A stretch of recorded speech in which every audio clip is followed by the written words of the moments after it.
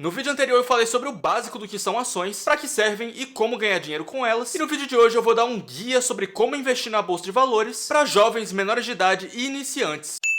Ao final desse vídeo você vai saber o que é investir na bolsa de valores, o que não é, e até estratégia de investimento para quem não sabe sequer o que comprar na bolsa. Vamos começar. Recapitulando rapidamente, o que é uma ação? Uma ação é um pedacinho de uma empresa, ou a menor fração do capital social daquela empresa. Se você tem uma ação, você é um dos donos daquele negócio. Isso é, você detém participação naquele negócio. No curto prazo, o preço de uma ação é basicamente imprevisível, mas no longo prazo, o preço de uma ação tende a refletir a performance do negócio daquela empresa. E o que é a bolsa de valores? É o mercado onde são negociados valores imobiliários, ou seja, contratos de investimento como ações. Aqui no Brasil, a nossa bolsa de valores é a B3, ou Brasil Bolsa Balcão. E para negociar na bolsa de valores, você precisa de um intermediador financeiro, que é o papel exercido pelas corretoras de valores. Então, o passo 1 para se investir na bolsa de valores é exatamente criar uma conta em uma corretora, como a XP, a Nuinvest, a Clear, a Rico e várias outras. Se você é menor de idade, você ainda pode ter uma conta em uma corretora. Várias corretoras dão a opção de você abrir a conta para menores. E, em geral, a documentação que você vai precisar é o seu RG ou CPF e a documentação do seu responsável. Caso você seja o responsável e esteja querendo criar uma conta para uma criança de 3 anos ou menos, para começar a investir por ela, você também vai precisar da certidão de nascimento. Tudo isso pode ser enviado digitalmente por meio do aplicativo que você estiver utilizando. Mas eu não posso investir pelo meu banco, que é mais fácil? Até pode, mas tende a ser muito mais difícil e burocrático, já que os bancos têm os seus próprios produtos financeiros para oferecer para os clientes. Então eles têm incentivos a dificultar o seu acesso a outros títulos do mercado financeiro. Resolver coisa em banco já não é fácil, aí se você fizer uma coisa que vai contra os interesses deles, aí... Mas eu preciso me preocupar com a corretora falindo e eu perder todo o meu dinheiro? Não, se a corretora falir, você pode simplesmente mudar de corretora, transferindo a sua carteira de investimentos. Isso porque a corretora atua simplesmente como uma intermediadora entre você e a bolsa, mas ela não faz a custódia de nenhum ativo, ou seja, ela não armazena nada. Depois que a sua conta for aprovada e verificada, basta depositar dinheiro nela. Se você for um jovem, provavelmente esse dinheiro vem ou de um estágio, ou de um emprego, ou até uma mesada dos seus pais. Beleza, conta com dinheiro, e agora como é que faz para comprar? Basta simplesmente digitar o ticket da ação e comprar. Mas aqui eu preciso fazer referência a um aspecto muito importante do mercado acionário, que é a diferença entre o mercado à vista e o mercado fracionário. No mercado à vista, ações são negociadas em lotes que geralmente são de 100 ações. Então, por exemplo, se você estiver querendo investir na empresa Zoomer Capital, que vai ter o ticker ZOOM3, e essa ação estiver sendo negociada a R$30, por exemplo, no mercado à vista você só vai conseguir comprar essa ação em lotes. Se esse lote for de 100 ações, então você vai precisar de um mínimo de R$3.000 para conseguir investir em Zoomer Capital.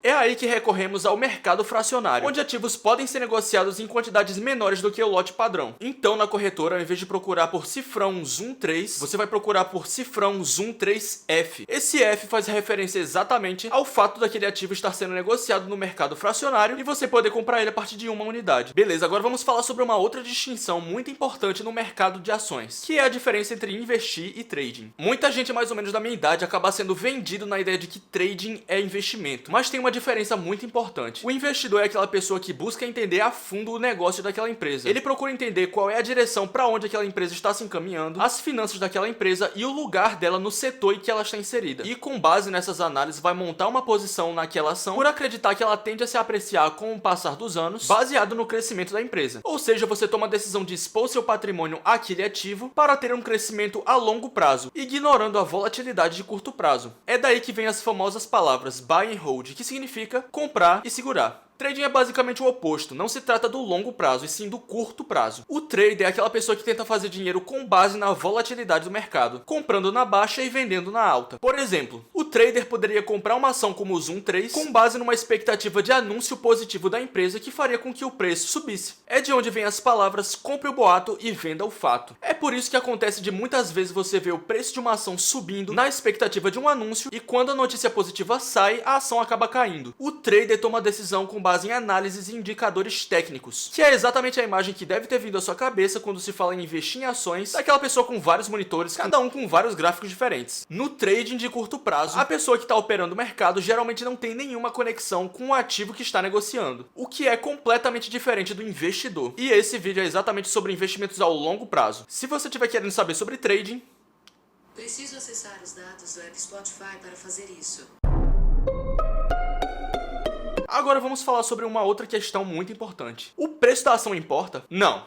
Mas calma, o preço de uma ação é um número arbitrário, ele não é importante sozinho. O preço de uma ação vezes a quantidade de ações emitidas é igual ao valor ou capitalização de mercado de uma empresa. E é por meio desse número que o mercado informa para você qual é o valor que ele acha que aquela empresa tem. Mas o preço de uma ação e o número de ações são números que sozinhos não importam muito. Por exemplo, a Apple vale hoje, no dia de gravação desse vídeo, 2,3 trilhões de dólares. É uma empresa muito valiosa, a mais valiosa do mundo. Já a Tesla, por exemplo, que também é uma empresa muito valiosa, vale hoje 750 bilhões de dólares. Mas o preço da ação da Tesla, hoje no momento de gravação desse vídeo, é de 750 dólares. Já o da Apple é de 147 dólares. Essa diferença se dá exatamente pelo número de ações. O preço não importa sozinho, mas se você analisar a evolução do preço ao longo do tempo, que já vai te dar uma ideia da evolução da opinião do mercado a respeito daquele ativo, o valor total da empresa e o valor de outras empresas na concorrência, em conjunto, esses já são dados que te dão uma noção bem melhor do que está acontecendo. A propósito, um fato interessante. A ação mais cara do mundo é a ação classe A da Berkshire Hathaway, que é a empresa do Warren Buffett, provavelmente o investidor mais famoso de todos. Uma ação classe A da Berkshire custa 425.459 dólares hoje no dia de gravação desse vídeo. Mas como eu expliquei, isso não quer dizer que essa seja a empresa mais valiosa do mundo. O valor de mercado da empresa hoje é 625 bilhões de dólares. Agora vamos falar sobre outra questão importante. Devo me preocupar com a queda da ação? Isso é difícil de dizer sem saber exatamente de qual ativo estamos falando, mas de uma maneira geral, se você fez a sua pesquisa sobre um negócio, se você acredita que ele é resiliente aos desafios que estão por vir e a queda da ação tenha se dado por causa de algum fato que não afeta fundamentalmente o negócio da empresa, mas mesmo assim tenha feito o mercado reagir de maneira negativa, essa queda pode ser encarada como um desconto ou uma oportunidade de aumentar a sua posição por um valor mais baixo. Agora, um preço mais baixo também pode ser um sinal de um problema, então é importante analisar a fundo qual é a razão da queda daquele ativo. O mesmo vai para quando o preço da ação sobe, que pode ser um sinal de uma euforia momentânea sem embasamento nenhum. Nesse caso, pode ser que seria interessante você realizar alguns ganhos, mas também pode acontecer, claro, de um preço mais alto ser sinal de uma notícia positiva para a empresa. É muito importante estudar a fundo as posições que nós adicionamos à nossa carteira, porque isso vai evitar que você se entregue aos seus instintos naturais em momentos de pânico no mercado. Ou seja, quando o preço da ação cai muito, sem nenhuma razão fundamental ao negócio da empresa, você acaba vendendo por medo no pior momento possível. Conhecer as suas posições também vai evitar que você compre no pior momento possível, ou seja, em um momento em que o mercado está passando por uma euforia insustentável. Volatilidade é normal quando falamos sobre renda variável, e é importante evitar que volatilidade de curto prazo faça com que você tome decisões que prejudicariam você, principalmente se você pretende ser um investidor de longo prazo. Agora precisamos falar sobre um outro conceito fundamental quando se trata de investimentos: diversificação, que é muito bem representado pelas palavras "não tenha todos os ovos em uma única cesta". Esse conceito é bem simples de entender. Se você tem toda a poupança da sua vida em uma única empresa, você vai estar altamente exposto a todos os riscos que potencialmente afetam o negócio dessa empresa, desde grandes riscos globais macroeconômicos a riscos microeconômicos internos à empresa, por exemplo. Enquanto mais empresas ou ativos você tiver na sua carteira, menor vai ser o seu risco individual específico de uma empresa. Além disso, é ideal que você se exponha a empresas em setores diferentes. Assim, você vai diminuir o seu risco não só específico a empresas, mas riscos específicos a mercados. Por exemplo, se você tiver todo o seu patrimônio em ações de uma única empresa de varejo e o time de gerência tomar uma decisão mal pensada, você vai estar completamente exposto às repercussões daquela decisão. Você pode diminuir esse risco se expondo a diferentes empresas de varejo. Ter uma exposição muito grande a esse setor significa que seu portfólio vai crescer em períodos em que essas empresas estarão performando bem, ou seja, com muito volume de vendas. Mas, por exemplo, se alguma emergência sanitária forçar essas empresas a fecharem suas lojas físicas, seu patrimônio também vai cair conforme a performance dessas ações em um período como esse. Seria interessante, portanto, ter exposição a um setor que não sofra ou até se beneficie com um evento desses. E é com isso que eu vou falar sobre a estratégia que eu mencionei no início do vídeo. O que se compra quando você não faz ideia do que comprar? Imagine uma lista teórica de ações. O critério que se usa para definir quais são as ações que estão nessa lista é a liquidez e o valor da empresa. Basicamente, o que você teria seria uma lista das ações mais estimadas pelo mercado de ações. Essa poderia ser uma carteira de investimentos bem interessante, né? Até porque se acontecesse do preço de uma só ação no meio dessa lista cair demais, ia estar tudo bem, porque o seu risco estaria diversificado nas empresas mais estimadas pelo mercado. Essa é a definição básica de um índice, que é uma carteira teórica que serve exatamente para medir o retorno aproximado de um grupo de ativos. Por exemplo, existe um índice que mede a variação das maiores empresas na B3, ações que são responsáveis por aproximadamente 80% do volume de transações. O nome desse índice, que você talvez já tenha ouvido falar, é o índice Bovespa. Outro índice muito conhecido é o S&P 500, que é usado como um termômetro para o mercado de ações americanas. Ele é composto por 500 das maiores empresas empresas do mercado americano. Dá para se montar uma carteira teórica ou índice para medir a performance de qualquer grupo de ações, por exemplo, mid caps, small caps, ações de tecnologia e muito mais. Mas seguir uma dessas carteiras na prática e investir individualmente em cada uma dessas posições para montar uma carteira baseada em um índice seria um trabalho manual imenso. Para isso, existem empresas que fazem isso por você. Essas empresas fazem basicamente uma piscina de dinheiro, distribuem esse dinheiro conforme o peso que cada uma dessas ações específicas vai ter nesse índice e vende as suas cotas, cuja performance vai seguir o índice que ele está tentando espelhar. E eles cobram uma pequena taxa de administração para fazer isso. Esses são os ETFs, ou Exchange Trade Funds, que são basicamente fundos de índice. Existem ETFs que tentam replicar o índice Bovespa, por exemplo, o BOVA11. O BOVA11 é uma forma de se expor ao mercado de ações brasileiro de maneira muito simples e que não demanda muito tempo. A proporção de capital que é alocado para cada uma das ações vai conforme o peso que ela tem naquele índice. Então, por exemplo, se você colocar R$1.000 em BOVA11, aproximadamente R$60 desses 1.000 vão ser investidos na ação da Petrobras, R$50 vão para o Itaú e por aí vai. A mesma coisa vai para um índice que tenta replicar o S&P 500, como por exemplo o IVVB11. Ele não divide igualmente o capital entre as 500 empresas no índice. Essa distribuição é feita conforme o peso dessas ações. Então, R$1.000 no IVVB11 consistiria em R$70 que vão direto para a ação da Apple, R$60 para a Microsoft e por aí vai. Uma estratégia que você pode adotar com ETFs, por exemplo, e isso não é recomendação de compra e venda de nenhum investimento, ter uma exposição de 40% no exterior por meio do IVVB11, uma exposição de 40% ao mercado acionário nacional por meio do BOVA11 e os outros 20% numa aplicação de renda fixa em caixa para caso uma outra oportunidade de investimento surgisse. Essa é uma estratégia que vai te trazer retornos consistentes e menos volatilidade ao longo do tempo. Depois que você tiver posições montadas nesses ativos mais seguros, você pode se arriscar com ações individuais. Afinal, esse vídeo é feito mais para jovens e tecnicamente nós temos mais tempo para se arriscar. Essa não é uma estratégia que vai te fazer parecer o gênio dos investimentos para os seus amigos amanhã, mas estatisticamente é exatamente a galera que tenta parecer o gênio dos investimentos que se lasca mais. Galera, esse vídeo vai ficando por aqui. Se você curtiu o conteúdo, dê like nesse vídeo, se inscreva no canal e falou, até a próxima.